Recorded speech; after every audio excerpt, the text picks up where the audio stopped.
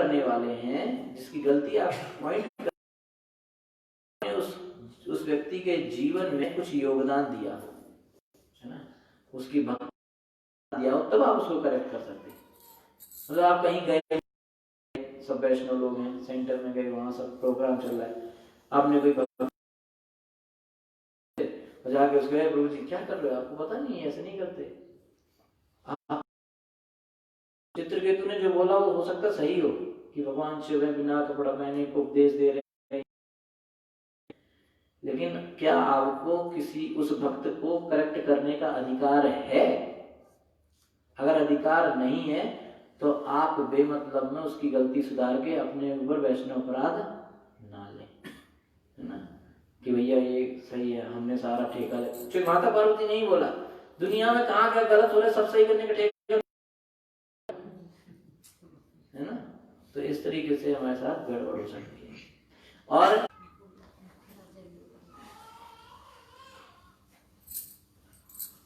ठीक है, तो जो गुरु है वो तो सही कर सकता है, उसका अधिकार बन रहा है यहाँ पर।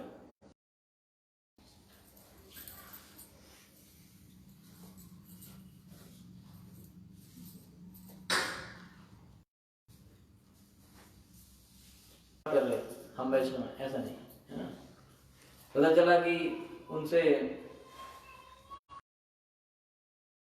जैसे आप कोई भी चीज है, जैसे पति है तो अपनी पत्नी को सिखाएगा ना भक्ति करना, ये सही है ये गलत है। माता पिता अपने बच्चों से चेंज हुई, इंडिया वापस आए, मुंबई एयरपोर्ट पे उतरे, एयरपोर्ट पे बच्चा ज्यादा शैतानी कर रहा था, यहाँ घूम रहा था, तो पापा ने ये बोल दिया तुम हमें करेक्ट मत करो, है, पत्नी ने पति बोल दिया तुम्हें करेक्ट मत करो, तो फिर तो बस क्या होगा? बोले वो संविधान में लिखा है समानता का अधिकार, है ना, समानता का अधिकार है कि नहीं संविधान में? तो माँ बाप बेटा पति सब बराबर हो गए, है ना, ऐसा नहीं। इस तरीके से वैष्णव अपराध से हमें बचना चाहिए। इसके बाद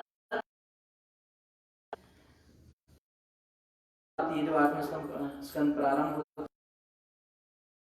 प्रथम मनु के बारे में कथा हो पाई है, प्रथम मनु, तो अब दूसरा तीसरा सारे मनु बचे हैं और स्कंद बचे हैं बहुत सारे, और दिन बचे हैं 2, आज का जो कि आधा निकल गया और कल का। तो फिर सुखदेव गोस्वामी ने एक ही स्कंद में सारे मनु की कथा कह डाली। होता क्या है कि ब्रह्मा जी का, थोड़ा ध्यान से समझ लीजिए, गिनती है मैथमेटिक्स है, आज आप लोगों ने बहुत चीटिंग करी है मेरे साथ, ठीक है। तो सतयुग, त्रेता, कलयुग, 4 युग मिला के में 14 मेन पोस्ट हो गई मनु का। जो जीवन काल है कितना हुआ? 71 चतुर्युग, ठीक है। तो हर मनु, तो ये जो 71 चतुर्युग का समय है, यानी कि एक मनु का टाइम पीरियड है, इसको बोलते हैं मनवंतर। क्या बोलते हैं?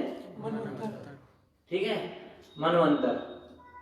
हर मनवंतर में, अब मनवंतर बोलूंगा तो आपको समझ में आएगा मनवंतर माने क्या, ठीक है। तो हर मनवंतर में 6 पोस्ट निर्धारित की जाती हैं, भगवान के द्वारा सिलेक्ट की जाती हैं। पहला तो मनु, कि कौन मनु होगा? मनु एक पोस्ट है, ये सब पोस्ट होती है, मनु जी, ब्रह्मा, इंद्र, ये सब पोस्ट के नाम है, ना कि व्यक्ति के नाम।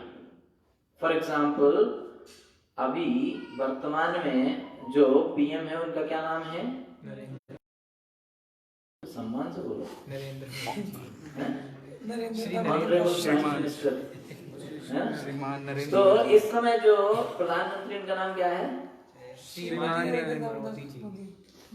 नरेंद्र। इस समय जो इंद्र है उनका नाम क्या है? किसका? इंद्र का नाम। इस समय जो इंद्र है, तो जो इंद्र है उसका नाम है पुरंदर, ठीक है। इस समय जो सूर्य है उसका नाम है वसवान, ठीक है।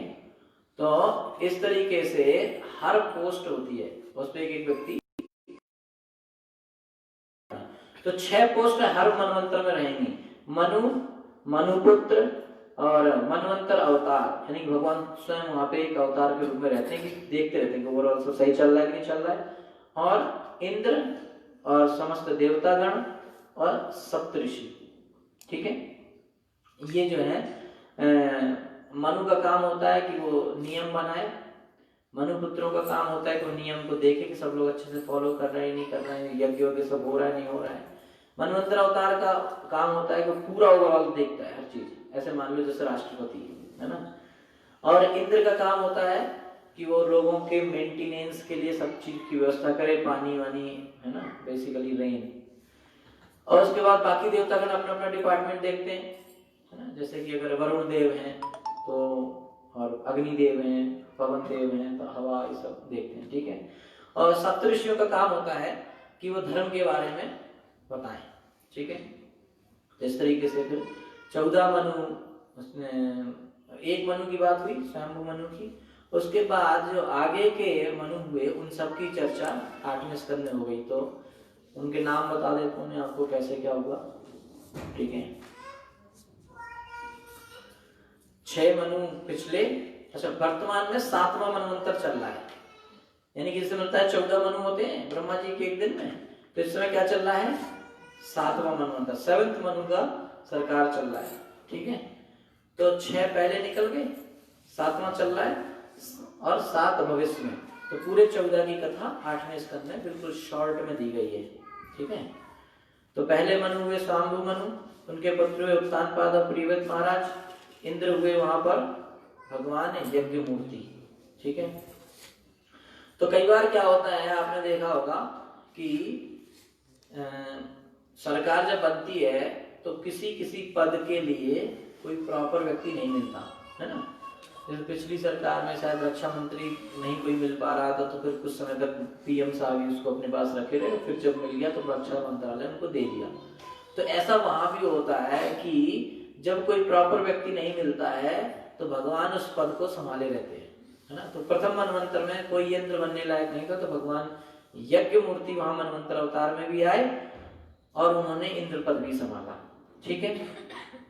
इसके बाद उन्हीं के 12 पुत्र जो हुए वो देवता बने, और मरीचि, अत्रि, अंगिरा, पुलस्त्य, कृतु, भृगु और वशिष्ठ 7 ऋषि हुए, ठीक है। दूसरा मनवंतर में स्वरोचिष मनु हुए जो कि अग्निदेव के पुत्र थे, और द्युमत, सुषेण, रोचिस्मत ये उनके पुत्र हुए। विभु, विभु जो हुए भगवान के अवतार हुए, ठीक है। रोचन और यज्ञ इंद्र, रोचन जो कि यज्ञ पिछले इंद्र के बेटे जो थे रोचन, वो कौन बने इंद्र बने, और तुषिता और बाकी जो उनके साथ के लोग थे वो देवता बने।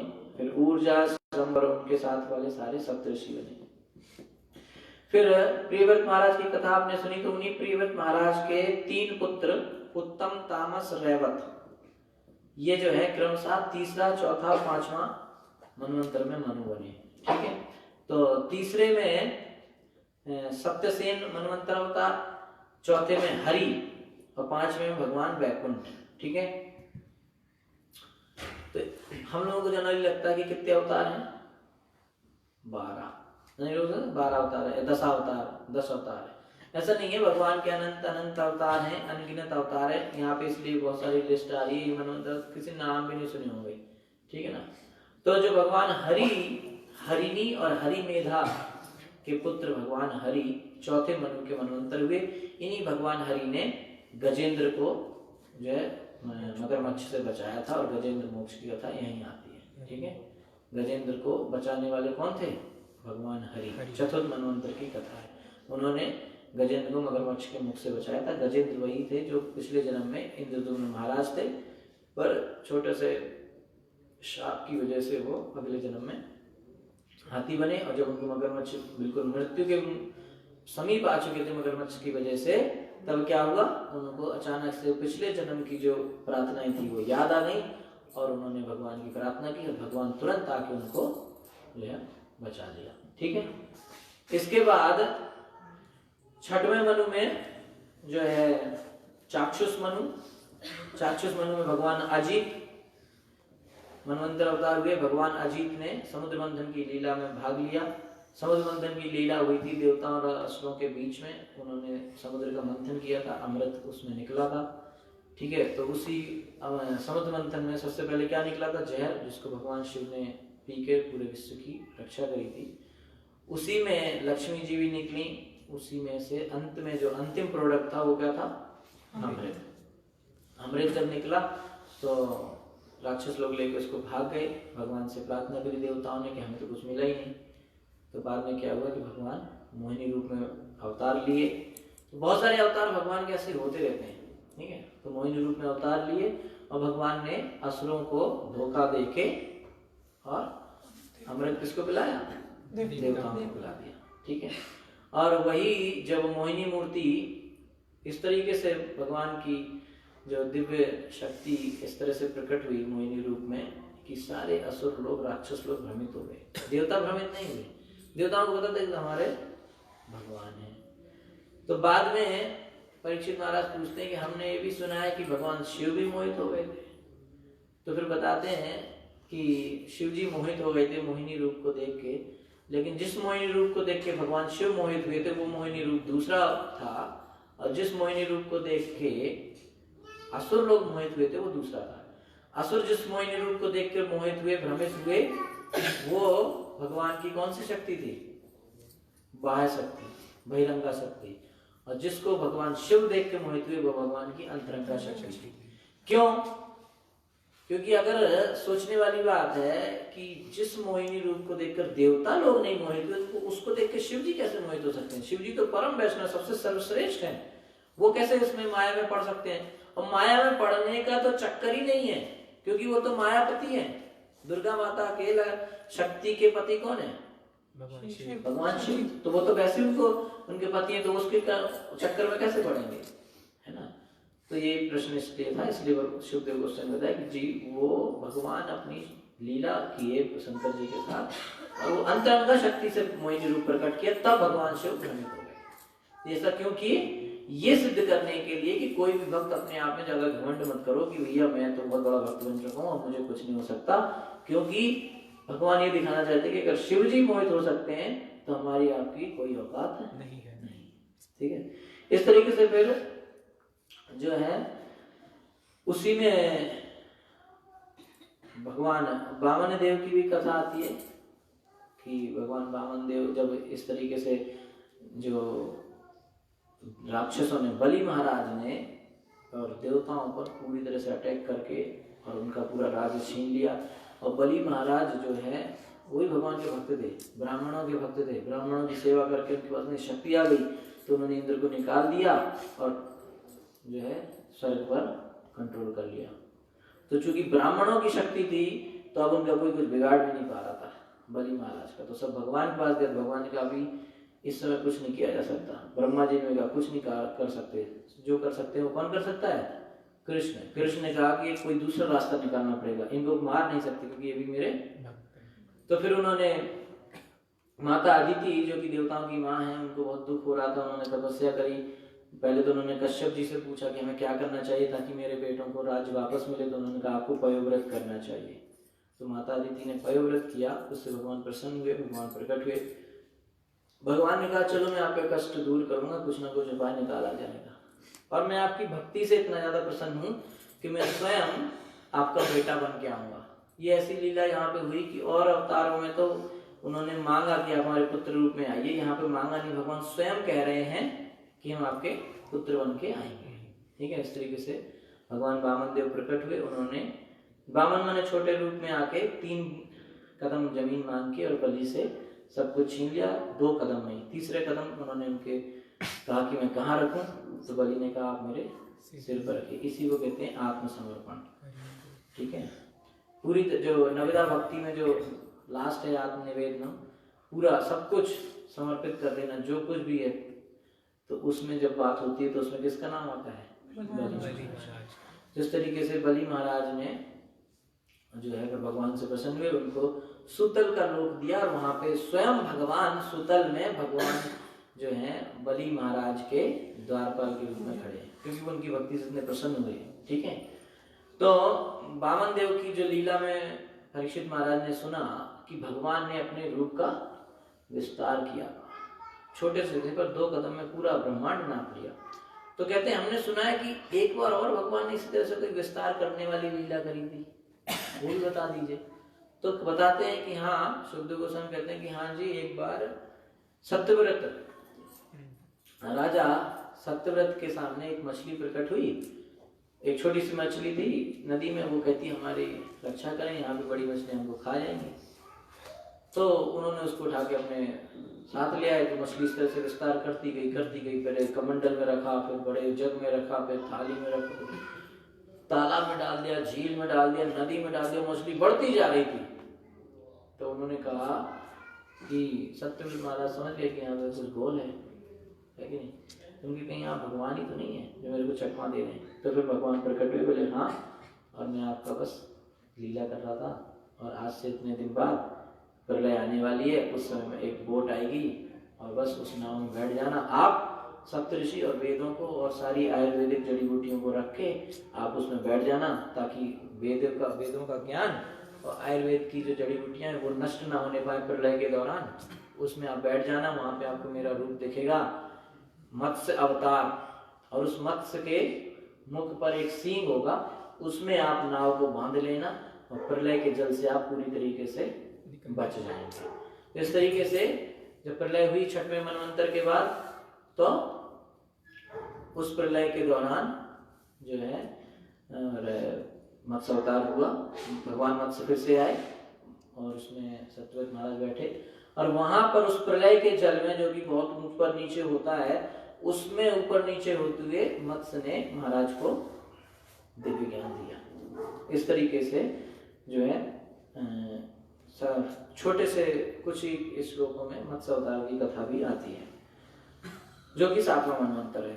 8वें मनवंतर में सावर्णी मनु, 9वें में दक्ष सावर्णी, 10वें में ब्रह्म सावर्णी, और 11वें में धर्म सावर्णी, 12वें में रुद्र सावर्णी, 13वें में देव सावर्णी, 14वें में इंद्र सावर्णी। ये फ्यूचर के मनु हैं, भविष्य में होंगे, अभी तक भी नहीं। अभी कौन सा मनु चल रहा है? तो 7वें मनु का नाम क्या है? वैवस्वत मनु। वैवस्वत मनु किसके पुत्र हैं? विवस्वान के। विवस्वान कौन है? सूर्यदेव। तो सूर्य का नाम है विवस्वान, इस समय जो प्रेजेंट में सूर्य हैं, उनके पुत्र का नाम क्या हो गया, इसलिए वैवस्वत।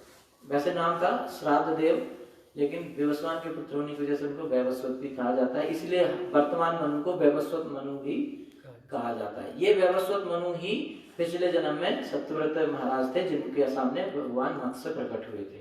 ठीक है, तो इस तरीके से वर्तमान में हम किसकी सरकार में रह रहे हैं? वैवस्वत मनु की। ठीक है, गीता में आप 4वें अध्याय में देखेंगे, जब एवं विवस्वत प्रोक्तो, जो भगवान कहते हैं कि मैंने यही ज्ञान विवस्वान को दिया था, ये वही विवस्वान है।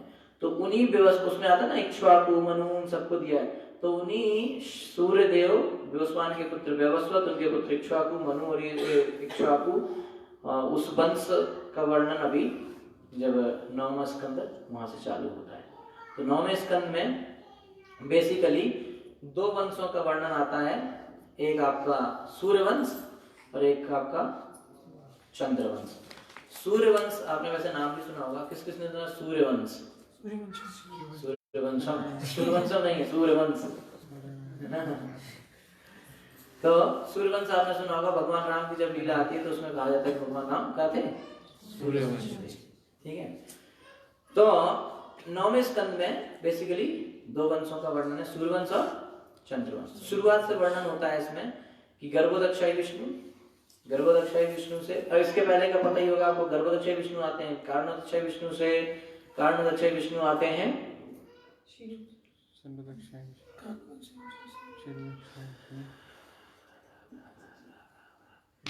भगवान से आते हैं। आपने तो यूपी बोर्ड से पढ़े क्या? यूपी बोर्ड में ऐसे आंसर दिए जाते हैं, सही भी ना हो गलत भी ना हो। तो कारणोदक्षाई विष्णु आते हैं संकर्षण से। ठीक है, आध्यात्मिक जगत में, माने कि जो भौतिक जगत जहाँ से चालू होता है, तो भौतिक जगत में सबसे बाहर कौन है? कारणोदक्षाई विष्णु। उसके बाद आध्यात्मिक जगत चालू हो जाता है। तो आध्यात्मिक जगत में बॉर्डर पर सबसे बॉर्डर पर कौन है? संकर्षण। ठीक है, तो इस तरीके से संकर्षण का रूप क्या है? नारायण, नारायण का फिर संकर्षण, फिर वो बलराम, बलराम कृष्ण, ऐसे होता है। ठीक है, तो गर्भोदक्षाई विष्णु से आए ब्रह्मा जी, ब्रह्मा जी के पुत्र हुए कश्यप, कश्यप के पुत्र हुए विवस्वान। ठीक है, कश्यप से की पत्नी अदिति, अदिति के पुत्र हुए सन, सूर्य, विवस्वान। ठीक है, इधर विवस्वान हुए, उधर ब्रह्मा जी के एक और पुत्र हुए अत्रि, ठीक है, आप लोगों को याद होगा, अत्रि का नाम सुना आपने? 2 दिन पहले बताया था। अत्रि की शादी हुई अनुसुईया माता से, उनके पुत्र हुए चंद्र, बताया था, दत्तात्रेय, दुर्वासा और चंद्र। तो वहां वो चंद्र से चंद्रवंश हुआ और यहाँ अदिति के पुत्र विवस्वान से सूर्यवंश हुआ। तो उनके पुत्र हुए श्राद्ध देव, यही वैवस्वत मनु। इनके पुत्र हुए नाभाग, नभग के पुत्र हुए नाभाग, नाभाग के पुत्र हुए महाराज अम्बरीश। महाराज अम्बरीश जो है बहुत ही बड़े भक्त हुए। ये एक ऐसे भक्त हैं जिन्होंने शुद्ध भक्ति की 9 विधाओं में 9 की 9 में पारंगत थे। श्रवणम, कीर्तनम, विष्णु स्मरणम, अर्चनम, वंदनम, दास्यम, साख्यम, आत्म निवेदनम, सब में ये पूर्ण थे। महाराज अम्बरीश परम भक्त थे, अपनी सारी इंद्रियों को भगवान की सेवा में लगाए रखते थे और महाराज थे, राजा का काम भी करते थे। तो इस तरीके से एक बार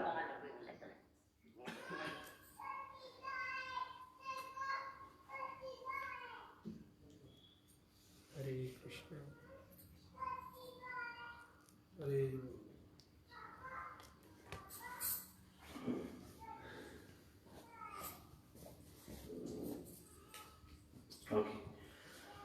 तो महाराज अम्बरीश को एक बार दुर्वासा मुनि ने थोड़ा परेशान किया। एकादशी का व्रत उन्होंने किया था। अगले दिन जो है उसी समय में व्रत खोला जाता है। तो समय बिल्कुल होने वाला था। महाराज अम्बरीश भी लोग आए थे, सबको उन्होंने प्रसाद खिला दिया। उसके बाद उस स्वयं प्रसाद के लिए बैठते ही जा रहे थे कि वहां पर दुर्वासा जी आ गए। दुर्वासा जी आए तो उन्होंने उनसे कहा आप भी प्रसाद ले लीजिए। उन्होंने कहा जी नहीं, हम तो पहले स्नान करेंगे फिर आएंगे, तब तक आप वेट करिए। तो महाराज अम्बरीश उनका इंतजार प्रतीक्षा कर रहे थे। स्नान करने गए, वहां पे उनको बहुत सारा समय लगा है, तो यहाँ पे समय निकला जा रहा था। तो महाराज अम्बरीश ने और जो वैष्णव भक्त थे सबसे जो है डिस्कस किया और बाद में निष्कर्ष ये निकला कि एकादशी का व्रत जो है भगवान की प्रसन्नता के लिए है, इसलिए उसको तोड़ना नहीं चाहिए। आप थोड़ा जल ग्रहण करो, चरणामृत। चरणामृत लेने से क्या होगा, व्रत भी खुल जाएगा और आपने कुछ खाया भी नहीं है। तो जो गेस्ट हैं, आपके अतिथि हैं, उनका सम्मान भी आपने, उनका वो भी नहीं, निरादर भी नहीं किया। ठीक है, तो जैसे ही इन्होंने चरणामृत लिया वैसे दुर्वासा मुनि आगे बोले अच्छा बिना मेरे खिलाए तुम खाने लगे, तुमने हमारा अपमान किया है, हम तुमको अब दंड देंगे। तो उन्होंने अपनी शक्ति से एक राक्षस पैदा किया जलता हुआ आग का। किसके लिए? अम्बरीश को मारने के लिए।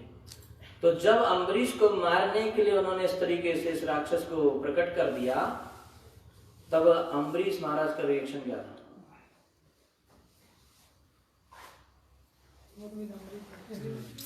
अम्बरीश महाराज ने एक भी शब्द नहीं बोला, एक भी चीज प्रतिकार की नहीं की, भागे भी नहीं कि डर के भागे अपने बचाव में, कुछ नहीं। हाथ जोड़ के विनम्रता पूर्वक खड़े रहे कि जो भी भगवान की इच्छा होगी वही होगा। अम्बरीश महाराज कोई दिक्कत नहीं, लेकिन भगवान ने, क्योंकि जब अम्बरीश महाराज का गुणगान हुआ कि अम्बरीश महाराज पूर्णता भक्ति में लगे रहते थे, तो परीक्षित महाराज इतनी भक्ति में लगे रहते थे तो इनकी रक्षा कौन करता था? लड़ाई वड़ाई करते थे राजा होकर, कुछ की नहीं। तो भगवान, तो शुद्ध गोस्वामी कहते हैं कि इतने शुद्ध भक्त थे कि इतना भक्ति में लीन रहते थे कि भगवान ने सुदर्शन चक्र को वहां पे नियुक्त किया था कि आप खड़े रहो, अम्बरीश महाराज को कोई कष्ट नहीं है, आप वहां पे खड़े रहिए हमेशा। किसकी रक्षा के लिए? अम्बरीश महाराज की। तो जैसे अम्बरीश महाराज के प्रति इन्होंने ये राक्षस छोड़ा, हम सुदर्शन चक्र तुरंत आए और सुदर्शन चक्र ने उस राक्षस को खत्म कर दिया 1 सेकंड के अंदर। और फिर उन्होंने दूसरा किसके ऊपर टारगेट करा? दुर्वासा। अब दुर्वासा जी भागे वहां से, सुदर्शन चक्र को देखा तो वहां से भागे। तो भागते भागते वो गांव में गए, पहाड़ों पे गए, माउंट मेरू पे गए, हर जगह गए छिपने। सुदर्शन ने उनको कहीं नहीं छोड़ा। तो फाइनली कहाँ गए? कहाँ? ब्रह्मा जी के पास गए। वैष्णव प्राप्त करके आए, बोले हरे कृष्णा, रास्ता इधर है। तो हमने इसमें कुछ नहीं कर सकते, आप वैष्णव प्राप्त हुआ है, हमको बीच में नहीं पड़ना है। दुर्वासा बोले अरे अब क्या करें? ब्रह्मा जी ने मना कर दिया, आप कहाँ जाए? तो साथ शिव जी के पास चले। शिव जी के पास गए, शिव जी ने सुना वैष्णव अपराध कर गया, हरे कृष्णा आगे जाइए। आप कहाँ जाए? बोले विष्णु के पास जाए। विष्णु जी के पास गए तो विष्णु बोलते हैं कि वैष्णव अपराध किया है, हम क्या करें, हम तो बीच में है ही नहीं, लड़ाई आप लोगों की आपस में है। आप भक्त, वो अम्बरीश महाराज भक्त, वो सुदर्शन पर आपस में निपटा लो, हम कुछ नहीं कर सकते। तो पहली बार ऐसा हुआ, कहते हैं ना कि जिसने भगवान की शरण ले ली उसकी हमेशा भगवान रक्षा करते हैं। भगवान ने प्रण भी लिया है कि जो मेरी शरण में आ गया, भगवान राम कहते हैं कि एक बार जिसने हाथ ऊपर उठा के कह दिया कि हे राम मैं आपका हूं, हे राम मैं आपका हूं, बस एक बार जिसने भगवान श्री राम है यहाँ पे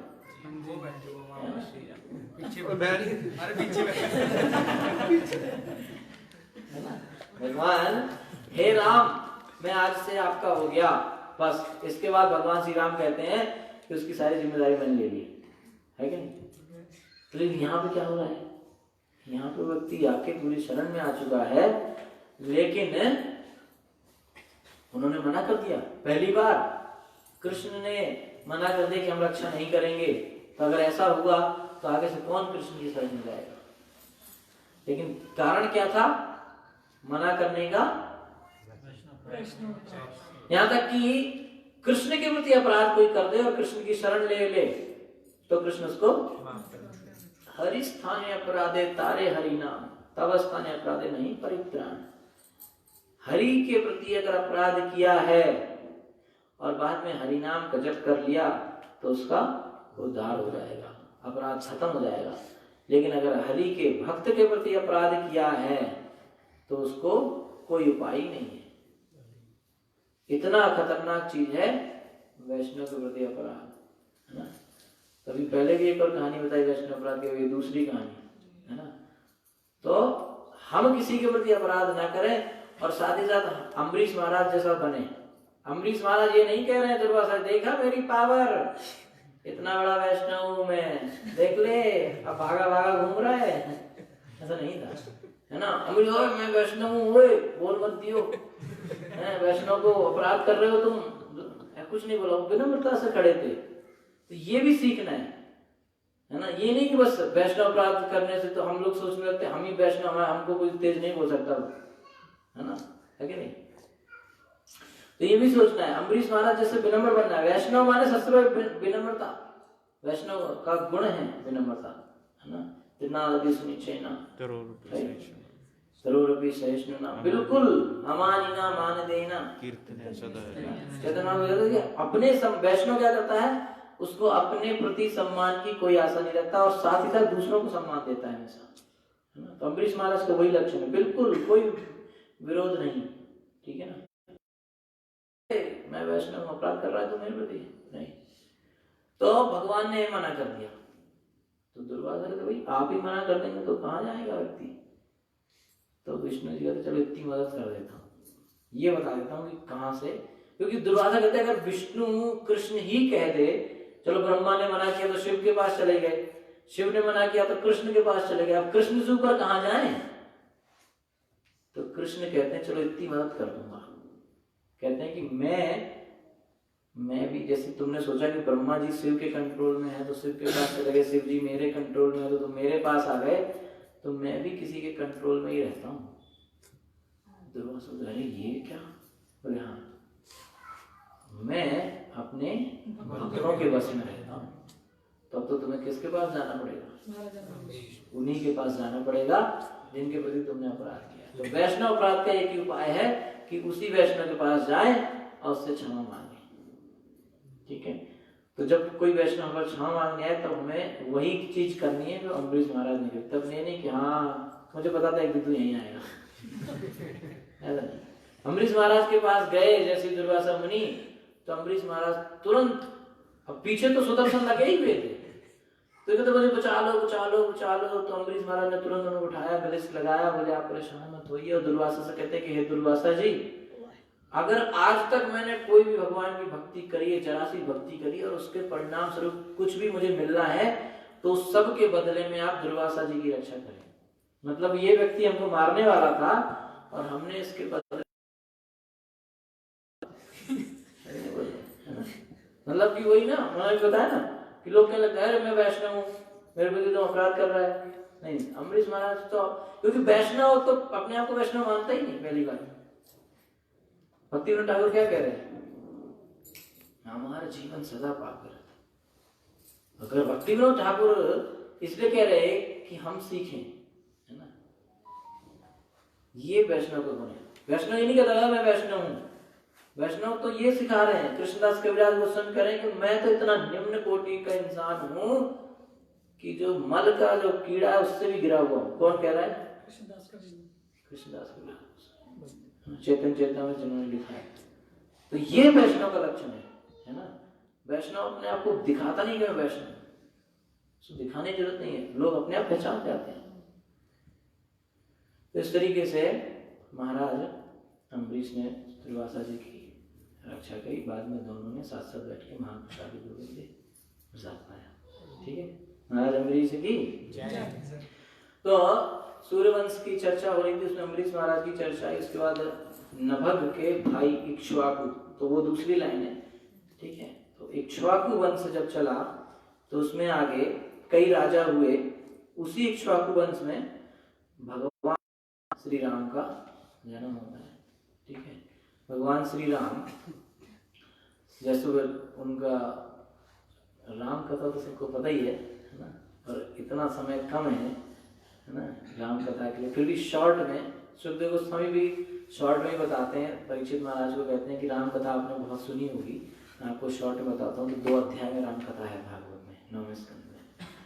तो भगवान श्री राम, उनके जो पिता थे उनको कोई संतान नहीं थी, तो उन्होंने यज्ञ करवाया। तो 4 पुत्र हुए, राम लक्ष्मण भरत शत्रुघ्न। राम लक्ष्मण भरत शत्रुघ्न वास्तव में उनमें ज्यादा कोई फर्क नहीं है, सारे विष्णु के अवतार ही हैं एक तरीके से, कोई फर्क नहीं है। संकर्षण, अनिरुद्ध, प्रद्युम्न, वासुदेव, इस तरीके से अगर आप देखेंगे तो वही चारों हैं। ठीक है, भगवान श्री राम, लक्ष्मण और भरत शत्रुघ्न। ठीक है, तो जब उनको राजा बनने की बात आई तो उस समय माता कैकेयी ने अपने 2 वरदान मांगे, जिसके फलस्वरूप भगवान श्री राम को कहाँ पे जाना पड़ा? जंगल में जाना पड़ा। तो जब भगवान श्री राम जंगल में गए, और इस वजह से सारे लोगों ने किस पर गुस्सा किया? कैकेयी पर। तो समझने वाली बात यह है कि एक बार अगर कैकेयी माता वरदान नहीं मांगती तो रावण कैसे मरता था, है कि नहीं? तो वास्तव में कैकेयी माता भी भगवान श्री राम की बहुत बड़ी भक्त थी। भगवान राम ने एक बार चर्चा किया कि कैसे रावण को मारा जाए, कैसे इन अत्याचारियों का नाश हो। तो माता कैकेयी से उन्होंने कहा कि हमको हमारी लीला करनी है, तो इसमें रास्ता देखने के लिए मुझे आपकी मदद चाहिए। तो माता कैकेयी कहती हैं कि हाँ मदद तो क्या करना है, तो लेकिन हम आप ही कर सकते हो, कोई नहीं कर सकता, फिर आपको अपने वो वरदान मांगने पड़ेंगे, इस तरीके से मांगने पड़ेंगे। माता कैकेयी बोली मैं तो ये सहन ही नहीं कर सकती कि आप अयोध्या छोड़ के जाएं, मैं आपके बिना कैसे रहूँगी। तो भगवान कहते हैं सेवा तो करनी पड़ेगी, काम तो होना है। तो माता कैकेयी कहती हैं कि चलो लीला पूरी हो, भले मुझे बदनामी मिले। तो इस वजह से माता कैकेयी ने ऐसा रोल किया। भगवान राम वहाँ गए, उन्होंने रावण को मारा, और वहाँ पर सीता माता को जो हरण हुआ था वापस सीता माता को लेके आए, सब लोग वापस अयोध्या आए, और उसी को दिवाली मनाते हैं। जिस दिन रावण को मारा गया वो दशहरा, उसके बाद जो है दिवाली। तो रामायण बेसिकली भगवान श्री राम का ऐसा अवतार है जो हमें ये सिखाता है कि हमें किस क्षण क्या करना चाहिए। इसलिए भगवान श्री राम को कहा गया है मर्यादा पुरुषोत्तम श्री राम। ठीक है, कृष्ण है लीला पुरुषोत्तम, वो सिर्फ लीला करते हैं, पर जीवन में हमें कैसे चलना चाहिए ये हम भगवान राम सिखाते हैं। मर्यादा पुरुषोत्तम, मर्यादा क्या है, हमारा पिता के प्रति कर्तव्य क्या है, भाई के प्रति कर्तव्य क्या है, पत्नी के प्रति कर्तव्य क्या है, राजा होके प्रजा के प्रति कर्तव्य क्या है। तो भगवान राम ने सारे रोल करके दिखाए, है ना। जहाँ पर सीता माता और प्रजा दोनों में एक चीज करना था, तो उन्होंने प्रजा का हित देखा, है ना। तो वो चीज रामायण से सीखना है। अगर भगवान राम चाहते तो न जाते वनवास, है ना, कोई जरूरत नहीं थी। लेकिन उन्होंने ऐसा आदर्श प्रस्तुत किया कि हम उनसे सीख के और एक आदर्श जीवन जी सके। भगवान श्री कृष्ण लीला पुरुषोत्तम है, वो इस तरह की लीला करते हैं कि भक्त उन लीलाओं को श्रवण करके आनंद ले सकें। भगवान श्री चैतन्य महाप्रभु प्रेम पुरुषोत्तम है, वो अपने भक्तों को प्रेम प्रदान करते हैं। ठीक है, तो इसी सूर्यवंश में जो है इक्ष्वाकु महाराज के जो संत थे भिक्षु, उस वाली लाइन में भगवान श्री राम आए, और दूसरे तरफ एक और जो पुत्र थे निमि, उस वाली लाइन में महाराज जनक पैदा हुए, जिनकी पुत्री माता सीता हुई। ठीक है, तो इस तरीके से भगवान श्री राम, उनके दो पुत्र भी लव और कुश, तो कुश के भी वंश का आगे वर्णन आता है। और फिर जो अंतिम राजा सूर्यवंश में हुए वो हुए सुमित्र। ठीक है, इस तरीके से वंश का वर्णन करते हैं। चंद्रवंश में गर्भोदक्षाई विष्णु, फिर ब्रह्मा जी के पुत्र अत्रि, अत्रि से चंद्र, 3 पुत्र हुए, दत्तात्रेय, दुर्वासा और चंद्र। चंद्र बहुत ही पावरफुल व्यक्ति है, बहुत ज्यादा पावरफुल है ना। तो चंद्रमा को सारी औषधियां, सब्जियां, फल फूल, इनका राजा बनाया गया है। तो जो भी सब्जियों में जूस आता है ना, फलों में जो रस है, जो टेस्ट बनता है, ये सब चंद्रमा से बनता है। अगर चंद्रमा की रोशनी नहीं पड़ेगी प्रॉपरली तो उसमें वो प्रॉपर रस नहीं आएगा। ठीक है, सूर्य की रोशनी भी जरूरी है और चंद्रमा की रोशनी भी जरूरी है। ठीक है, तो उनके पुत्र हुए बुद्ध।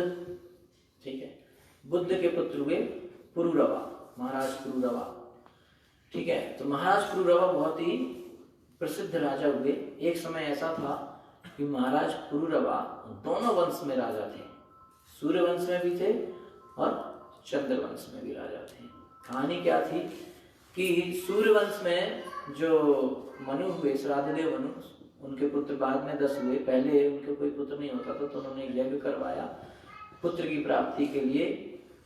तो उस समय उनकी पत्नी ने, यज्ञ करने वाले थे, उनको बोल दिया कि हमें तो पुत्री चाहिए।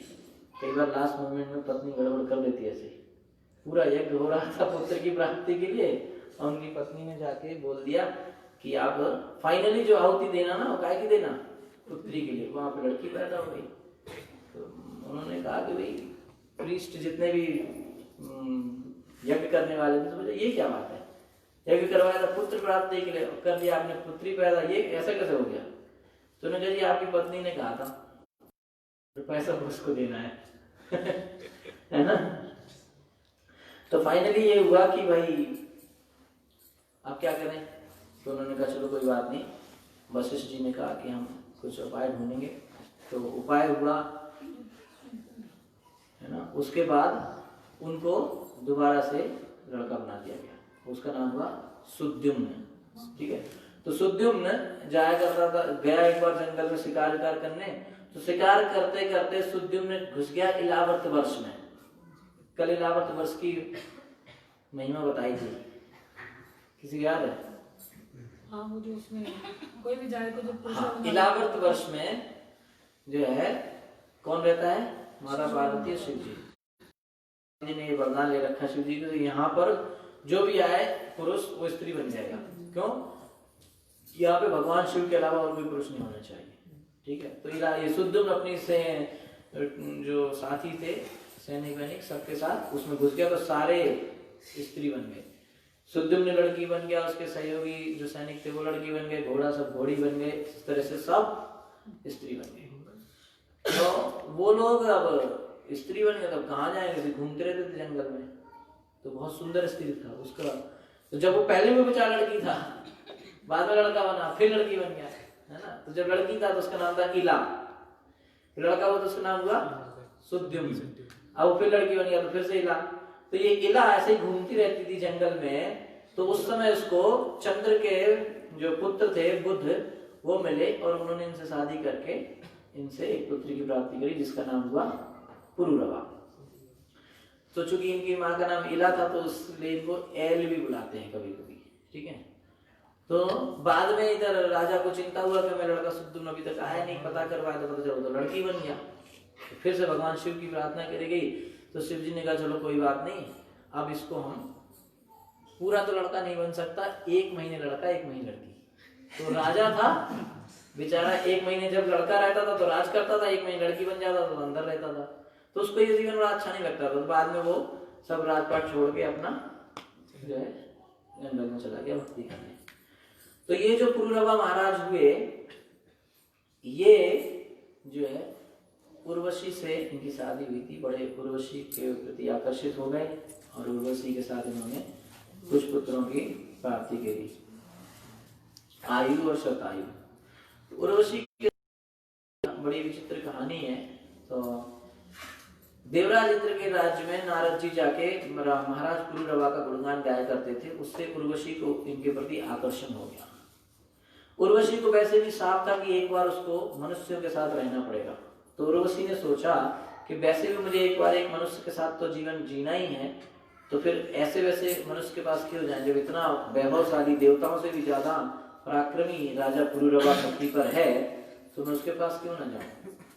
तो ये उर्वशी महाराज पुरुरवा के सामने ही और उन्होंने प्रपोजल रखा। उनको देख के महाराज पुरुरवा काफी आकर्षित हुए, उन्होंने उनके साथ संग किया। लेकिन उर्वशी ने वहां पर कुछ शर्तें रखी। क्या शर्त रखी? उन्होंने कहा कि देखिए महाराज, आपको, मैं तो अप्सरा हूँ, देवलोक की हूँ, मनुष्य लोक की नहीं हूँ, फिर भी मैं आपके साथ आ रही हूँ, तो मेरी कुछ शर्तें हैं। शर्त नंबर 1, मैं जो खाऊंगी शुद्ध घी में बना हुआ खाऊंगी। आपके लिए बिजनेस है बेच सकते हो वहाँ पे, ठीक है। तो उन्होंने कहा जो भी मैं खाऊंगी वो शुद्ध घी का ही खाऊंगी, है ना, वहाँ पे डालडा रिफाइंड तो नहीं चलेगा। और दूसरा उन्होंने कहा कि वो 2 मेमने लेके आई थी। मेमने जानते हैं आप? भेड़ के बच्चे। तो बोले ये 2 भेड़ के बच्चे आपको इनका ध्यान रखना होगा, इनको कुछ नहीं होना चाहिए। तीसरा कि मैं आपको बिना कपड़े के कभी ना देखूं, सिर्फ जो हमारा पति पत्नी का संग है उसके अलावा कभी मैं नहीं देखना चाहिए। तो राजा पुरुरवा कहते ये भी कोई शर्त हुई? अरे बाबा, मैं तगड़ा राजा हूं, तुमको घी नहीं खिला सकता क्या? है कोई बड़ी बात है मेरे लिए? अरे घी की नदियां बहा देंगे, है ना, आप बोलो तो। इतनी सुंदर थी कि जो कंडीशन है सब माननी थी इनको। फिर ये तो छोटी छोटी कंडीशन है कि नहीं? तुम दिन को अगर दिन कहो, क्या कहो, है कि नहीं? तो फिर उन्होंने कहा कि घी तो आपको वैसे मिल जाएगा, और मैं इतना बड़ा राजा हूं, इतनी बड़ी प्रजा का मैं ख्याल रखता हूं, क्योंकि पूरे भूमंडल के राजा थे महाराज पुरुरवा। और जैसे बताया कि एक समय में तो वो सूर्यवंश और चंद्रवंश दोनों में राजा थे, क्योंकि पुत्र किसके थे? इला के, जो सूर्यवंश का था, और ये बुद्ध चंद्रवंश के थे ना। तो एक समय में दोनों वंशों में ये राज करते थे, है कि नहीं? तो इतने बड़े राजा थे। तो बोले इतनी बड़ी प्रजा का मैं ध्यान रखता हूं, तो 2 भेड़ के बच्चे कौन सी बड़ी बात है मेरे लिए? अरे आराम से रहेंगे, बिल्कुल ठीक है। और बाकी तीसरी कंडीशन, बोले अरे मैं राजा हूं, पागल हो गया, बिना कपड़े ऐसे घूमता रहूंगा क्या मैं? तो चलो कोई बात नहीं। उर्वशी बोली जो भी हो, कंडीशन यही है, टूटी हम यहाँ से, कंडीशन टूटी रिश्ता टूटा, है कि नहीं? तो उनका संग चल रहा था। अब काफी समय हो गया। देवराज इंद्र एक बार बोले यार बहुत दिन हो गए, उर्वशी दिखी, बिना उर्वशी के तो स्वर्ग लोक में कोई नहीं है, कहाँ है उर्वशी, कहाँ है? तो पता चला उर्वशी तो मनुष्य के साथ रह रही। इंद्र बोले ये तो गलत बात है। तो तुरंत उन्होंने गंधर्वों को भेजा कि जाइए आप लेके आइए उर्वशी को। तो बस उनके पास तो तरीका था, और वो आए रात में। गंधर्व उन्हें कुछ करना ही नहीं था, उन्होंने दोनों भेड़ के बच्चे पकड़े और ये चले, और भेड़ के बच्चे को लेके जाने लगे तो चिल्ला रहे थे वो, और उर्वशी और महाराज पुरुरवा उसमें संग कर रहे थे। बस एकदम से उर्वशी ने जैसे भेड़ के बच्चों की आवाज सुनी तो कहने लग रहे, बड़ा वो अपने आप को पराक्रमी समझता है, कुछ नहीं कर सकता। 2 भेड़ बोले थे, उनकी भी रक्षा नहीं हो पाई, उनको भी जब ऐसी बात बोलने लगे तो आदमी को डरे, ऐसे कैसे? उसको रात में उसी दिन इतनी गुस्सा आई, कौन मेरा जो है डिस्टर्ब कर रहा है। वो उसी पोजीशन में पूरा तलवार लिया और गया पकड़ने को, भेड़ के बच्चों को लेके गया, और तुरंत जो है गंधर्वों से मेमनों को वापस लेके आया। और इधर उर्वशी खड़ी थी कि देख रही थी कि ये बचा के लाता है भेड़ के बच्चे के नहीं लाता है। तो ये तो लेके आ रहा था दोनों, बड़ा खुश कि हमने देखो बचा लिए। और जैसे ही आया उर्वशी के सामने तो गंधर्व भी वहां थे, तो गंधर्व के पास तो शक्तियां अपने शरीर से लाइट पैदा कर दी, पूरा प्रकाश हो गया वहां पे। और प्रकाश हो गया तो ये तो बिल्कुल नग्न था। बस उर्वशी करी हरे कृष्णा टाटा बाय बाय, और इमीडिएटली उर्वशी वहां से निकल गई। जैसे ही वो वहां से गई बस महाराज पुरवा तो उसके गम में बिल्कुल दीवाने हो गए। अब उनको न राज्य से मतलब न कुछ, यहाँ वहां घूमते थे, ढूंढते रहते थे, बिल्कुल उर्वशी के चक्कर में बिल्कुल पागल हो गए। ढूंढते ढूंढते घूमते पागलों की तरह आपके पास में आ गए। कहां पर? कहां पर? कुरुक्षेत्र में। तो कुरुक्षेत्र में यहीं पे उसने देखा कि उर्वशी 5 अलग गंधर्वों के साथ जो है विहार कर रही है। तो यहाँ पर फिर उसने उसके पैर पकड़ लिए, चलो मान जाओ ये वो। तो उर्वशी ने देखा कि यार ये तो बहुत पागल ही हुआ जा रहा है ना? तो उर्वशी कहती है कि भाई आप राजा हो यार, कुछ तो शर्म करो। तो कहती है तुम औरतों चक्कर मत पड़ा करो, औरतें ऐसी होती हैं, है ना? उर्वशी कह रही है, मैं नहीं कह रहा, ठीक है। तो उर्वशी कहती कि इन लोगों का यही है, एक से प्रेम करेंगी, दूसरे की तरफ देखेंगी, तीसरे को हृदय में रखेंगे, चौथे का विचार करेंगी। चक्कर मत पड़ो आप, हम लोगों का ऐसे नहीं चलता है। आप राजा हो, आपके पास बहुत जरूरी काम है, उनका ध्यान दो आप। पूर्वा कहते उनको कुछ समझ नहीं आ रहा है। उर्वशी कहती आप समझो, हमारा कुछ नहीं है, हम लोग स्त्रियां ऐसी होती हैं, आप टेंशन मत लो ज्यादा। तो पूर्वा कहते नहीं आप तो चलो। तो अजीब आदमी है। तो चलो 1 साल में एक बार में एक रात के लिए तुम्हारे पास आऊंगी। तो उसने वो खुश, चलो अच्छा इतना तो हुआ। तो उस समय एक बार वो आई, फिर वो चली गई, तो फिर ये पागल। तो इस तरीके से फिर इनकी कथा आगे आती है कि इन्होंने फिर बहुत ही, फिर उर्वशी ने देखा कि बहुत ही परेशान है, तो उनका ऐसा करो तुम गंधर्वों को प्रसन्न करो, ठीक है। अगर गंधर्व लोग तुमसे प्रसन्न हो गए तो मुझे तुम्हारे हवाले कर देंगे, ठीक है। तो उसने गंधर्वों की वो करी पूजा, गंधर्व लोग प्रसन्न हो गए, गंधर्व लोगों ने उसको उर्वशी दे दी। तो ये उर्वशी को लेके चला जंगल में, और जब उसका संग करने बैठा तो पता चला कि उर्वशी नहीं थी, कोई और थी। वो देखने में उर्वशी जैसी थी। वास्तव में आचार्य लोग वहां टिप्पणी देते हैं कि उसको गंधर्वों ने एक हवन कुंड जैसा कुछ दिया था। तो ये उर्वशी के ख्यालों में उसने गंधर्व ने कि तुम हवन करो तुम्हें मिल जाएगी। ये आदमी इतना उसमें खोया था उर्वशी कि उसको हवन कुंड उर्वशी दिख रहा था, तो उसके साथ थोड़ी संग कर सकता था। तो बाद में पता चले तो अग्नि स्थली है कि नहीं। तो इस तरीके से वो बिल्कुल पागल था। तो बाद में बिल्कुल फिर उसने जो यज्ञ किया वहां पर, और उसी यज्ञ को करते समय जो है त्रेता युग लग गया। तो इनके हृदय में यज्ञ की प्रेरणा आई, क्योंकि त्रेता युग का युग धर्म होता है यज्ञ करना। तो इनके जो महाराज पुरुरवा से जो वंश चला उसमें आयु उनके पुत्र हुए नहुष, और दूसरी तरफ श्रोतायु के वंश में आगे आए महाराज गाधी। महाराज गाधी के पुत्र हुए, इसी वंश में आगे हुए जमदग्नि के पुत्र हुए भगवान परशुराम जी, ठीक है। दूसरी तरफ गाधी के एक पुत्र हुए विश्वामित्र, जो कि क्षत्रिय राजा थे, बाद में तपस्या के बल ब्राह्मण बने, ठीक है। इधर महाराज नहुष उनके पुत्र हुए ययाति, और उसी वंश में आगे महाराज ययाति की भी कथा है, जिसमें इन्होंने शुक्राचार्य की पुत्री से इनकी शादी हुई थी। क्या नाम था उसका, याद करो, पिछली कथा में बताया था। तो देवयानी, याद है, देवयानी इनकी पुत्री थी। किसकी पुत्री थी? दुर्वासा जी की। तो दुर्वासा मुनि एक बार क्या हुआ, देवयानी और एक और राजा थे, उनकी बेटी थी शर्मिष्ठा, ठीक है। दोनों सहेलियां थी। दोनों बेचारी एक दिन गई, बेचारी गाय की बेचारी अपना वो घूम रही थी जंगल में, अपना एक समय वहाँ पे तालाब वाला था, वहाँ पे आराम से अपना खेल कूद कर रही थी। बढ़िया तालाब था, इन्होंने सोचा इसमें स्नान कर लिया जाए। अच्छा लोगों को लगता है बड़ी नदी उदी देख के झरना वाला, चलो आज नहा लेते हैं, तो नहा लेते हैं। तो वहाँ नहाने के उद्देश्य तो गए नहीं थे, गए तो घूमने थे। बाद में नहाने कौन होगा, ऐसे कपड़े वपड़े अरेंजमेंट लेके तो गए नहीं थे। तो बस ऐसे जो है कपड़े निकाल के लोग नहाने लगे। वहां से भगवान शिव आए, तो इन लोगों भगवान शिव आ रहे हैं, ऐसे देखेंगे तो हमको शाप आप दे देंगे। तो तुरंत उठ के जो लोग अपना अपना कपड़ा वपड़ा पहनने के लिए आए। तो उस चक्कर में क्या हुआ कि जो देवयानी थी क्या नाम करके, उसने इसके कपड़े पहन लिए। किसके? शर्मिष्ठा के। तो वहाँ पे काफी बहसबाजी हो गई कि तूने मेरे कपड़े कैसे पहन लिए, ये वो। और इस चक्कर में क्या हुआ कि बहुत उल्टा सीधा बोल रहे, और तो क्या थोड़ी सी लड़ाई में वो घर तक चली जाती है ना। तो कहने लगी कि अरे हमें सब पता है तुम्हारे पिताजी कैसे पूछ लाते हुए हमारे घर राजा, उसका बाप राजा था, हम वहाँ आ जाते हैं, जब हम डोनेशन देते थे तुम्हारे घर में चूल्हा जलता है ये वो। तो उसको बड़ा बुरा लगा है ना, तो उसने भी उसको खूब बुरा लगा। और बाद में क्या हुआ, फाइनली उसने उसको धक्का दे दिया, वहाँ एक सूखा कुआं था उसमें वो गिर गई।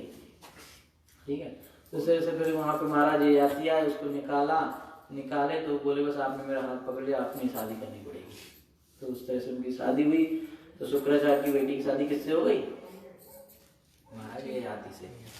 तो बाद में ये इस शुक्राचार्य की बेटी को इतना गुस्सा था अपनी सहेली से कि इसने कंडीशन भी रखी कि मैं शादी होगी और ये जो राजा की बेटी है ये मेरी दासी बन के आएगी।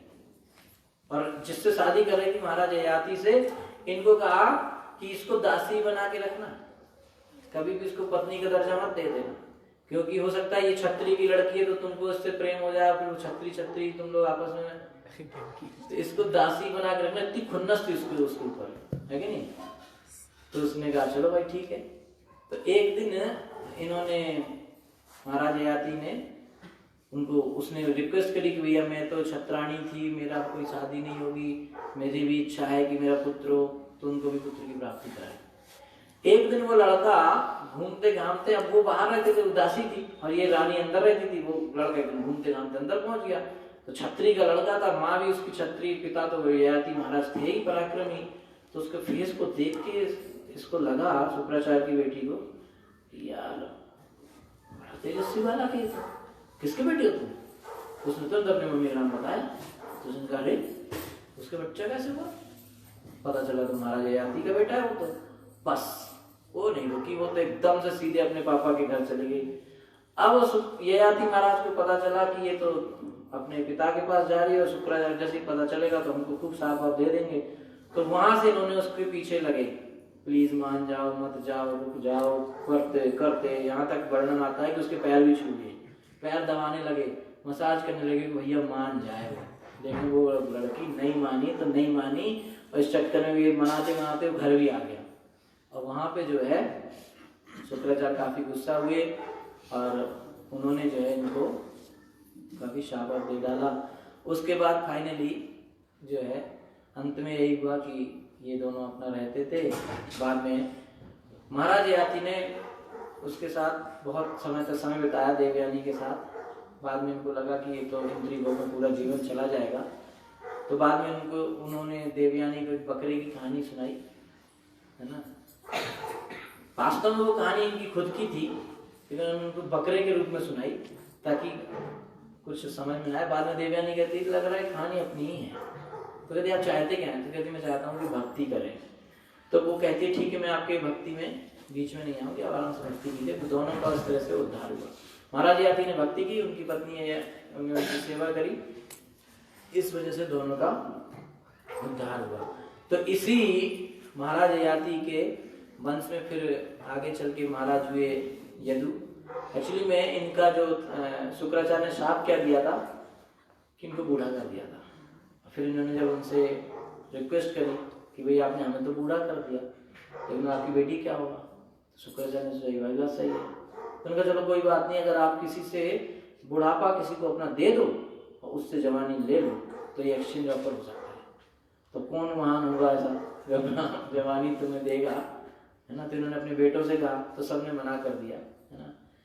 तो जो बड़ा बेटा था उसने तो भाई कहा कि आप किसी धर्म के लिए मांग रहे हो तो देव ने अब इंद्रिय भोग के लिए मांग रहे हो, क्यों दें।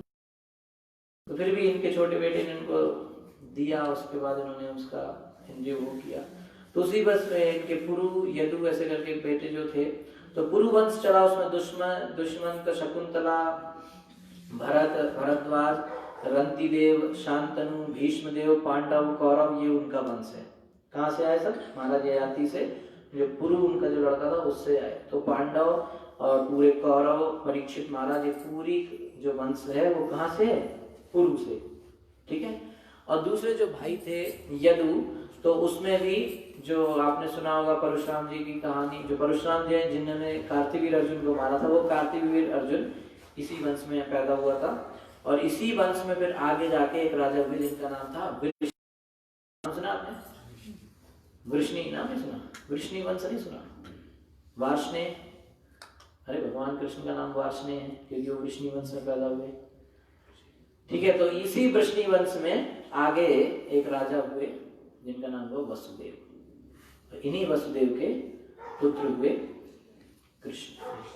ठीक है, तो इस तरीके से नवम स्कंद के अंत में सुखदेव गोस्वामी जो है चर्चा करते हैं कि भगवान श्री कृष्ण का जन्म हुआ वसुदेव के यहाँ, उनको जो है जेल में उनका जन्म हुआ था, उसके बाद उनको गोकुल ले जाया गया और गोकुल में उन्होंने बहुत सारी बाल लीलाएं करी, गोवर्धन पर्वत उठाया और उसके बाद कंस को मारा, द्वारका में राज्य किया। इस तरीके से भगवान ने लीलाएं करी। हरे कृष्णा। परीक्षित महाराज कहते हैं, परीक्षित महाराज तो बैठे ही इसीलिए थे कि कृष्ण कथा होगी, पूरा इंतजार कर रहे थे, 9 स्कंद आराम से सुन लिए। अब जो मेन आने वाला था तो छोटा सा ही बताया। तो परीक्षित महाराज कहते हैं जी हमें इतने में संतोष नहीं होगा, कृष्ण लीला तो आपको 4 किताब में कहनी पड़ेगी। तो पूरी भागवत में 18 किताबें हैं, जिसमें कृष्ण लीला कितनी किताबों में है? 4 है ना, सबसे ज्यादा दसम स्कंद की है, तो उनका भी आपको 4 किताब तो भरनी पड़ेंगी। तो फिर यहाँ से दसम प्रारंभ होता है, दसम स्कंद में। तो वहां पे कथा आती है कि जब धरती पर अत्याचार बढ़ गया, दसम स्कंद शुरू करें अभी? 10 मिनट जन्म कर देते फिर। तो दसम स्कंद जैसे हमने शुरुआत में बताया था कि दसम स्कंद भगवान का श्रीमुख है ना। तो सबसे महत्वपूर्ण बात जो है वो है दसम स्कंद भागवतम में, है ना। तो 9 स्कंद तक की कथा यहाँ तक हमने आप लोगों के आशीर्वाद से कही। दसम स्कंद बहुत ही महत्वपूर्ण है और बहुत ही श्रेष्ठ कोटि के शुद्ध भक्त ही इस दसम स्कंद में प्रवेश कर पाते हैं, है ना। दसम स्कंद को पढ़ना, समझना, बोलना मेरे जैसे व्यक्ति की क्षमता से बाहर है। तो आप लोगों ने सेवा में नियुक्त किया है, इसलिए आप लोगों से विनम्र निवेदन है कि आप लोग अपना आशीर्वाद बनाए रखें। जो भी मेरे से बनता है छोटा मोटा, मैं आपको दसम स्कंद के बारे में बताने का प्रयास करूँगा। इसमें हो सकता है क्योंकि मेरे अंदर बहुत सारे अनर्थ हैं, कोई क्वालिफिकेशन नहीं है दसम स्कंद बोलने का, इसलिए आप लोग गलतियों को क्षमा करें। हरे कृष्ण। तो कथा आती है कि जब धरती पर बहुत ज्यादा अत्याचार हो गया तो धरती माता ने ब्रह्मा जी के पास जाके विनम्रता पूर्वक निवेदन किया कि आप हमारा कुछ समाधान करें। ब्रह्मा जी ने कहा कि इस समय स्थिति इतनी ज्यादा खराब हो गई है कि जो राजा जो होते हैं, जो कि धर्म को स्थापना करानी चाहिए बचाओ, वही राजा लोग अत्याचारी हो चुके हैं, क्षत्रिय लोग ही अत्याचारी हो चुके हैं। तो इस समय धरती पर इतना अत्याचार बढ़ गया यहाँ तक कि मैं भी कुछ नहीं कर सकता। तो हम सब लोगों को क्या करना चाहिए? हम सब लोगों को जाके भगवान श्री कृष्ण की प्रार्थना करनी चाहिए। अच्छा, जो आप बार बार सुनते हैं, जैसे अभी आपने सुना कि दुर्वासा जी भी गए वैकुंठ में, कृष्ण से बातचीत करके आए, ब्रह्मा जी भी जाते हैं। तो वैकुंठ में चले जाते हैं तो वापस कैसे आ जाते हैं? ये सोचा किसी ने? दुर्वासा जी वहां गए, कृष्ण से बात भी कर ली, वापस आ गए, अम्बरीश महाराज, ऐसा कैसे चल रहा है? यद्गत्वा न निवर्तन्ते तद्धाम परमं मम, गीता भगवान का जो मैं धाम पहुंच गया वापस नहीं आता। तो एक्चुअली में थोड़ी सी ज्योग्राफी, जो भूमंडल है, जो हमारा ब्रह्मांड है, इसके बाहर गोलोक है, आध्यात्मिक जगत में गोलोक है, वैकुंठ है, कई सारे वैकुंठ है, असंख्य वैकुंठ है ना। किसी में नरसिंह देव रहते हैं, किसी में वामन देव रहते हैं, ऐसे करके सबका अपना अपना प्लेनेट है, वैकुंठ प्लेनेट। तो भगवान ने में गर्भोदक्षय विष्णु के रूप में रहते हैं और क्षीरोदक्षय विष्णु के रूप में सब कुछ अच्छे से चले, ये देखने के लिए एक लोकल ऑफिस बनाया हुआ है। ठीक है, जैसे तो आपको वहां तक नहीं जाना है, आपके लोकल में पासपोर्ट सेवा के सारे काम होते रहेंगे। ठीक है, तो कहने को तो भारत सरकार से ही आया है ना, लेकिन इसका मतलब ये नहीं है कि जो यहाँ बैठा है उसने ही बना के दिया है। जो यहाँ पे ऑफिसर बैठता है उसने थोड़ी बना के दिया, उसके थ्रू आया है ना। लेकिन जिस व्यक्ति को ज्यादा जानकारी नहीं है वो उस जगह यही बनाते हैं पासपोर्ट, तो है कि नहीं, ऐसा नहीं है। तो भगवान ने एक लोकल ऑफिस बनाया जहां पे सब लोग जाके जो है अपनी अर्जी डालते हैं। तो ब्रह्मा जी भी वहीं गए, ये सब वहीं गए, तो सब कुछ कहाँ हो रहा था, भौतिक जगत में ही हो रहा था, बाहर नहीं गए लोग। ठीक है, तो उस लोकल ऑफिस में, जो कि वैकुंठ का लोकल ऑफिस है, रीजनल ऑफिस, ठीक है, उस रीजनल ऑफिस में जाके ही ये सब काम होता। तो वहां पे ब्रह्मा जी सब देवी देवताओं को लेके पहुंचे। आप लोगों ने शायद इस फोन में फोटो देखा होगा, एक समुद्र है, अंदर भगवान बैठे और यहाँ किनारे पे सभी देवी देवता प्रार्थना कर रहे होते हैं, है ना। तो सभी देवी देवता वहां पे प्रार्थना किए। तो सबकी प्रार्थना को ब्रह्मा जी ने अपने मन से भगवान को सुनाया। ठीक है, तो टेक्नोलॉजी वहां भी थी, है ना, वायरलेस, है ना, और वहां पे डिवाइस की जरूरत नहीं पड़ती थी। मन से ब्रह्मा जी ने भगवान को बताया कि ऐसी स्थिति है। वहां से ब्रह्मा जी के मन में भगवान ने एक आदेश दिया कि आप परेशान होने की जरूरत नहीं है, और समय आ चुका है, और मैं स्वयं आ रहा हूं इस बार। अवतार नहीं, इस बार अवतार नहीं आ रहा है, इस बार अवतार ही आ रहा है ना। कई बार जब बड़ी समस्या आती है ना, कई बार जब छोटी समस्या होती है, जैसे कोई गया किसी के पास, है ना, सरकार ऐसे साहब ऐसे परेशान कर रहे हैं, एसपी के पास चले गए, तो किसी को भेज देगा, जाओ जाओ देख लेना, इसका काम करवा देना।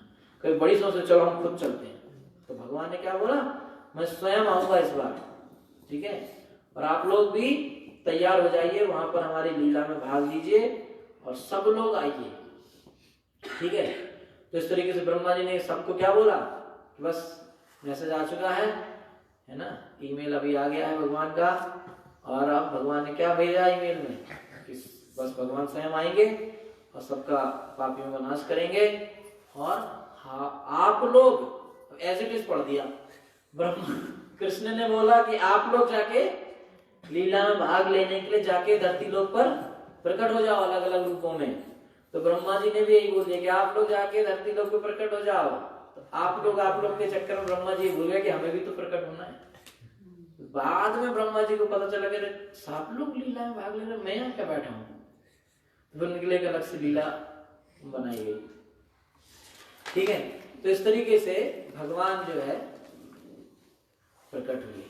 ठीक है, तो कहानी ये आती है कि ये जो आयाती महाराज यदुवंश से चल रहा था, इसमें जो उग्रसेन उनका बेटा कंस, उसकी बहन देवकी, देवकी की जो शादी हुई, तो कंस ने कहा कि मैं अपनी बहन का रथ खुद हाँकूंगा। विदा में उसमें कार नहीं चलती थी, नहीं तो ड्राइव कर लेता, तो रथ चलते थे, उसमें मैं रथ ही चला लूंगा, है ना।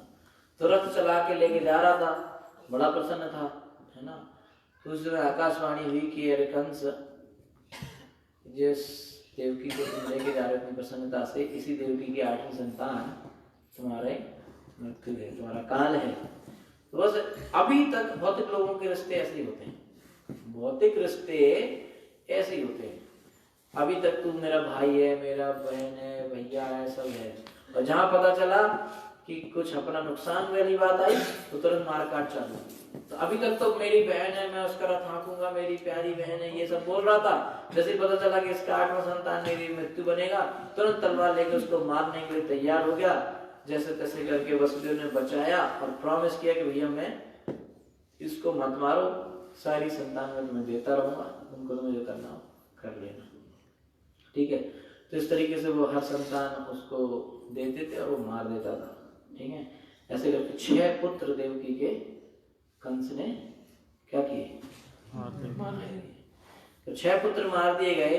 तो 7वां पुत्र जब गर्भ में आया तो भगवान ने योग माया से कहा कि आपको एक सेवा करनी पड़ेगी। कहा कि जो देवकी के गर्भ में 7वां संतान है, इसको आपको ट्रांसफर करना है, कहाँ पे, है ना, उधर, कहाँ, गोकुल रोहिणी गर्भ।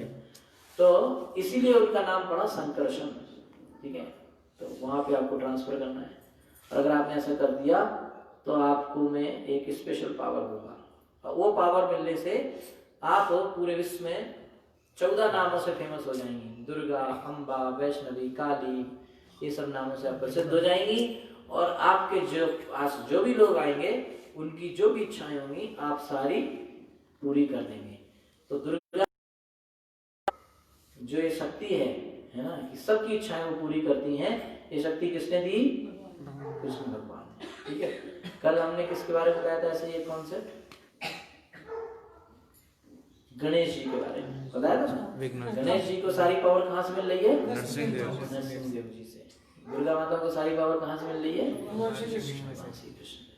ठीक है, इस तरीके से उन्होंने वो गर्भ स्थानांतरित करा और वही बाद में बलराम जी को दी। ठीक है, जब 7वां गर्भ वहां चला गया तो आ गया कि मिसकैरेज हो गया। फिर 8वां गर्भ आ गया, तो 8वां जब गर्भ हुआ भगवान स्वयं प्रकट हुए। ठीक है, तो ये जो लीला है इसको आचार्य ने क्या समझाया है, प्रभुपाद जी भी तात्पर्य में लिखते हैं कि यही कृष्ण के प्रकट होने की विधि है। जिस तरह से माता देवकी के सामने कृष्ण प्रकट हुए हैं, अगर हम भी चाहते हैं कि हमारे हृदय में कृष्ण का प्राकट्य हो तो यही विधि है। क्या विधि है?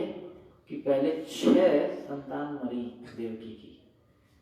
ठीक है, तो हमारे हृदय में भी 6 चीजों का नाश होना है। काम, क्रोध, लोभ, मोह, मद, मत्सर। मत्सर माने ईर्ष्या। पहले 6 चीजों को खत्म होना है। मुश्किल है ना? उसने तो आशा ही छोड़ दी है। कोई बात नहीं, प्रसाद पाइए, सब हो जाएगा। तो दे देंगे प्रसाद, देता हूँ। तो जब काम, क्रोध, लोभ, मोह, मद, मत्सर जब खत्म हो जाएगा तब हमारे हृदय में बलराम जी की कृपा होगी, यानी कि बलराम जी हैं आदि गुरु। ठीक है, गुरु तत्व। तो वो गुरु की कृपा हमारे हृदय में होगी। और बलराम जी के हाथ में क्या रहता है? हल। हल से क्या करते हैं? खेत जोतते हैं। वैसे बलराम जी हल से, हाथ में हल, एक हाथ में गदा। जो भी ज्यादा डिस्टर्ब करता था सिंधु पकड़ के यूं खींचते तो गदा से। सिंपल, बलराम जी काम सिंपल रहता था। तो दूसरा काम भी करते हैं गदा से, हल से। कि हल से जनरली क्या होता है? खेती, जुताई होती है ना, जुताई होती है। जुताई का होने क्या होता है कि खेत की मिट्टी जो कि बहुत हार्ड हो चुकी होती है, हल उसको क्या कर देता है? सॉफ्ट कर देता है, मुलायम कर देता है। जब मिट्टी मुलायम हो जाती है, जिसको नहीं समझा रहा है कल सुबह आ जाए, बहुत कुछ होता रहता है लाइव टेलीकास्ट। तो वो जुताई जब हो जाती है तो मिट्टी सॉफ्ट बन जाती है, यानी कि मिट्टी बीज के अंकुरण के लिए बहुत ही मुलायम होगी, तो वो बहुत ही अच्छा होता है ना, उपयुक्त हो जाती है। वैसे ही मिट्टी चाहिए, हल से ये काम होता है। इसलिए बलराम जी क्या करते हैं? हल रखते हैं। क्यों हल रखते हैं? कि जब बलराम जी की कृपा हमारे हृदय में होती है गुरु जी के माध्यम से, क्योंकि बलराम गुरु कौन है? बलराम जी का अंश ही माना गया उनको, आदि गुरु बलराम है। ठीक है, तो गुरु के माध्यम से जब बलराम जी की कृपा हमारे हृदय में कैसे होती है कि बलराम जी अपने हल से हमारा हृदय भी इस मिट्टी से वो कठोर हो चुका है, हार्ड है ना, कठोर हृदय। तो इस कठोर हृदय में जब बलराम जी का हल चल जाता है तो ये हृदय वैसे सॉफ्ट हो जाता है, मिट्टी बिल्कुल मुलायम हो जाता है ना, कोमल हृदय हो जाता है। और उस कोमल हृदय में फिर गुरु भक्ति लता का बीज डालते हैं, है ना। गुरु कृष्ण कृपा पाए भक्ति लता। तो गुरु और कृष्ण की कृपा जब होगी तब जो है भक्ति लता का जो बीज वो हमारे हृदय में आएगा, फिर उसमें अंकुरण होगा। तो जब 6 अनर्थ खत्म होंगे, फिर बलराम जी की कृपा होगी गुरु के माध्यम से, तब जाके वो बीज स्फुरित होगा। जैसे देवकी और वसुदेव के सामने कृष्ण प्रकट हुए। उसके बाद क्या होता है? वसुदेव जी ने तुरंत उनको प्रोटेक्शन चालू करी कृष्ण की, तुरंत उनको बचाया, छिपाया, छिप के लेके गए ऐसी जगह जहाँ पे उनका बचाव हो सके। तो जब वो बीज हमारे अंदर पैदा आ गया भक्ति का, कृष्ण भक्ति का बीज, फिर उसको बचाने की जिम्मेदारी हमारी है। जब आपके कोई पौधा लगाएंगे तो जब बीज अंकुरित हो जाता है तो उसके चारों तरफ एक बाड़ बनाई जाती है ना, कभी कांटे तार की, पत्थर की, ताकि उसको जानवर ना नष्ट करते हैं, बनाया जाता है ना। तो वो प्रोटेक्शन पर हमें देनी होती है ना। और उस बाड़ उसको कैसे कौन नष्ट करता है इसको? सबसे ज्यादा खतरनाक जो हमारे, जैसे आपने एक लता जैसे उगी, तो सबसे ज्यादा खतरनाक क्या होता है कि उसके पास एक पागल हाथी आ जाए। जैसे आपने एक लता लगाई और एक पागल हाथी आया, तो पागल हाथी के लिए उस लता को खत्म करना कितना आसान काम है। पागल हाथी, सादा हाथी भी नहीं, सही वाला पागल हाथी तो उस लता का क्या करेगा सोचो आप। लता के क्रीपर कितना सॉफ्ट होता है? और हाथी, पागल हाथी क्या करेगा? तो वैष्णव अपराध को पागल हाथी बोला गया है। तो वैष्णव अपराध उस भक्ति लता को पूरा नष्ट कर सकता है कि नहीं? तो इसलिए वैष्णव अपराध से बचना चाहिए। तो उस तरह से भगवान कृष्ण का जो है प्राकट्य हुआ। जैसे ही भगवान कृष्ण प्रकट हुए, उन्होंने 4 हाथ थे, तो माता देवकी ने कहा कि ये तो रूप सही नहीं है, और माता देवकी डर भी रही थी कि कंस आके मार ना दे। उनको समझाया कि आपको ये करना है, यहाँ से मुझे गोकुल लेके जाना है, पूरी बात उनको समझाई, फुल प्लान है ना, पूरा रोड मैप समझाया, ऐसे ऐसे करना है आपको, बस। उसके बाद उन्होंने दोनों हाथ अपने खत्म कर लिए और वहाँ पे 2 हाथ में भगवान का सुंदर रूप प्रकट हुआ। भगवान श्री कृष्ण चंद्र की जय। हरे कृष्ण। जन्मोत्सव का कीर्तन करेंगे। जय के आनंद भयो, जय कन्हैया लाल की, जय कन्हैया लाल की।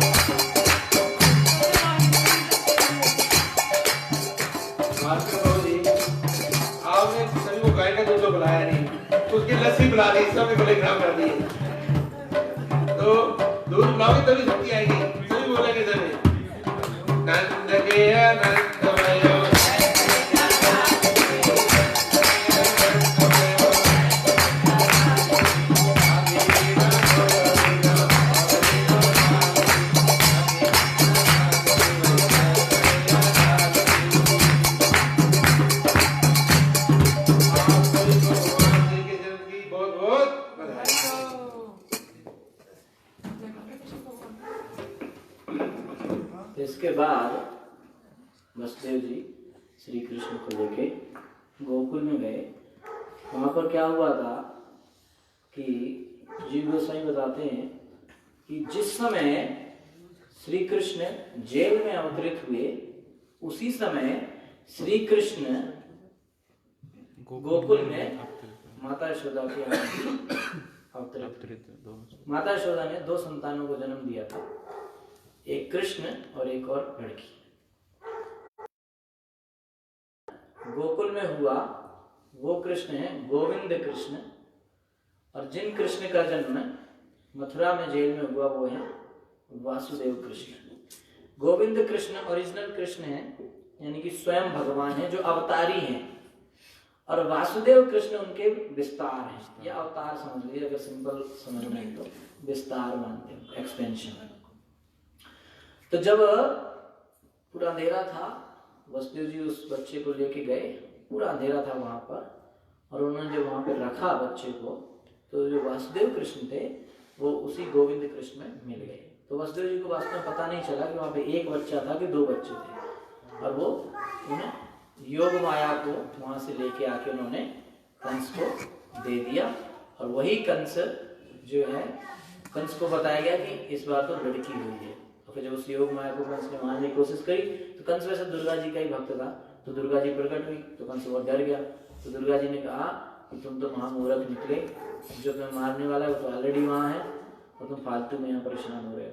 तो फिर कंस का टेंशन वहाँ से चालू हुआ, और यही दुर्गा माता वहाँ से जाके फिर विंध्याचल पर्वत पर विंध्यवासिनी माता के रूप में आज भी विराजमान है। ठीक है, तो यहाँ पर क्या हुआ कि माता यशोदा ने जो है, उससे माता यशोदा को कुछ पता नहीं चला है ना कि एक बच्चा है कि दो बच्चे हैं, लेकिन वो जो वासुदेव कृष्ण आए मथुरा से वो भी उसमें मर्ज हो गए और वही नंदलाल कृष्ण के रूप में प्रसिद्ध हुए। ठीक है, तो वास्तविक रूप से देखा जाए तो भगवान श्री कृष्ण ब्रज को छोड़ के कभी नहीं जाते, मथुरा भी नहीं जाते, है ना। तो जो भी लीलाएं बाहर हुई वो सब वासुदेव कृष्ण की हैं, है ना। मथुरा में, द्वारका में जो भी, जो वृंदावन में जो लीलाएं हुई वो गोविंद कृष्ण स्वयं भगवान कृष्ण की। ठीक है, इस तरीके से भगवान का जन्म हुआ। इसके आगे की जो बाल लीलाएं हैं, द्वारका लीला है, वो कल सब हम लोग, कल अंतिम दिन है कि नहीं? हाँ, तो कल अंतिम दिन है। कल हम लोग भगवान श्री कृष्ण की बाकी लीलाएं करेंगे, और 11वें और 12वें स्कंद में जो हरिनाम की महिमा है उसको भी हम कल करेंगे। हरे कृष्णा। कल कौन सा दिन है? शनिवार। कल अगर छुट्टी है तो आप लोग थोड़ा जल्दी आने की कोशिश कीजिए, थोड़ा ज़्यादा समय मिलेगा तो हम ज़्यादा चर्चा कर सकते हैं। ठीक है, Hare Krishna. Thank you so much. Shri भगवान की जय। कल लास्ट दिन है, कोई अनाउंसमेंट तो आप बता सकते हैं।